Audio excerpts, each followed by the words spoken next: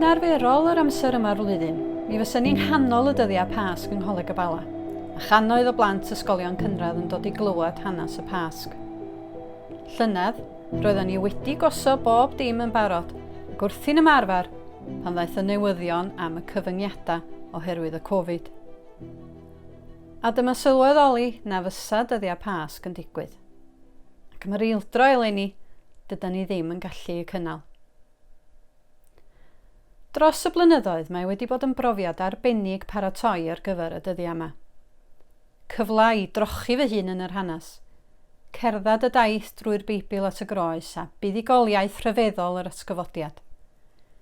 Mae'n fraint cael adrodd yr hanes wrth y plant a gweld eu hymatab. Un o'r gweithgareddau fyddwn ni'n ei gwneud gyda'r plant ydy rhoi cyfle iddyn nhw gael golchi traed neu olchi traed i gilydd yn ystod y hanes y swper ola. Mae'n syndod gymaint ohonyn nhw sydd ddim eisiau cael golchi traed. Dwi'n cofio rai blynyddoedd yn ôl clywed siaradwr mewn cynhadledd yn sôn am pwy fyddai'n cael y gwaith o olchi traed mewn cartref yn oes Iesu. Gwaith y person lleia pwysig oedd golchi traed. Gwaith cythwas os o'i gynnwch chi un. Does dim rhyfedd felly fod Pedr wedi dweud, "Arglwydd, ti'n golchi fy nhraed i?" Na, byth. Chei di ddim golchi fy'n rhaid i. Ond ymateb Iesu i Pedr oedd, "Sgai ddim dolchi di, ti ddim yn perthyn i mi." Ioan pennod 13, adnodau 1 i 8. Erbyn hyn roedd hi bron yn wyl y Pasg. Roedd Iesu'n gwybod fod yr amser wedi dod iddo adael y byd a mynd at y tad. Roedd wedi caru y rhai oedd yn perthyn iddo, ac yn awr dangosodd iddyn nhw mor fawr oedd ei gariad. Roedden nhw wrthi'n bwyta swper.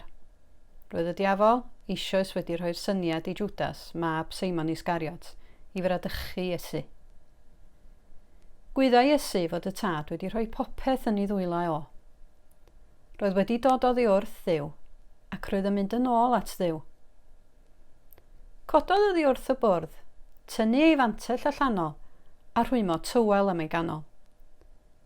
Yna, tywalldodd ddŵr i fowlen, a dechrau golchi traed i ddisgyblion, a'i sychu gyda'r tywel oedd am ei ganol. Pan ddaeth tro Seimon Pedr, dyma Seimon yn dweud, "Arglwydd, ti'n golchi fy nhraed i?" Atebodd Iesu, "Ti ddim yn deall beth dwi'n ei wneud ar hyn o bryd, ond byddi'n dod i ddeall yn nes ymlaen." Ond meddai Pedr, "Na, byth, chei di ddim golchi fy nhraed i." "Os gai ddim dy olchi di," meddai Iesu, "ti ddim yn perthyn i mi." "Os felly, arglwydd," meddai Seimon Pedr, "golcha fy nwylo a'n pen i hefyd, dim just fy nhraed i." Pryd oedd y tro dwytha i rhywun olchi eich traed chi? Dychmygwch fod wedi bod ar eich traed drwy'r dydd a hitha'n boeth a llychlyd.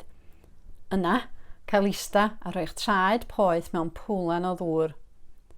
Dychmygwch y rhyddhad a'r esmwythad. Yn Mathew pennod 11, adnodau 28 a 29, clown Iesu yn dweud, "Dewch ata i bawb sy'n cael eich llethu gan feichiad trwm, a rhofi orffwys i chi. Dewch gyda mi o dan fy iau i chi ddysgu gen i. Dwi'n addfwyn ac yn ostyngedig, a chewch chi orffwys." Pan gymerodd Iesu bowlan o ddŵr, ystyn llian a mynd ar ei linio flaen y disgyblion a golchi eu traed, cawn ddarlun o ostyngeidrwydd Iesu yn glir. Ond dydy hyn ond cysgod o'r gostyngeidrwydd ddangosodd Iesu yn mynd i'r groes. A'r bobl yn ei watwar. Ia gwatswar yr un gafodd popeth ei greu ganddo fo i'w anrhydeddu fo. Mae golchi'n traed yn braf, ond mae Iesu wedi gwneud cymaint mwy. Yn golchi ni lan, cymryd ein beichia, cymryd ein methiant, cymryd ein diffyg cariad, cymryd ein hunanoldeb, cymryd ein heogrwydd, a'n gollon yn rhydd. Meddai Iesu, os ydy'r mab yn eich rhyddhau chi, byddwch yn rhydd go iawn. Diolch fod Iesu wedi dod i'r byd i'n gollwn ni'n rhydd mewn gwirionedd.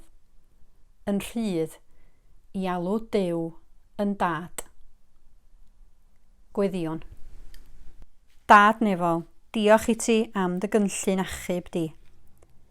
Diolch fod Iesu wedi bod yn barod i ymostwng a dod i'r byd. Diolch i ti ein bod yn gallu dod â bob dim at Iesu, ein poenau, ein cwilydd, ein methiant, ein diffygion, ein heuogrwydd, a rhoed nhw i gyd wrth droed y groes heddiw. Amen.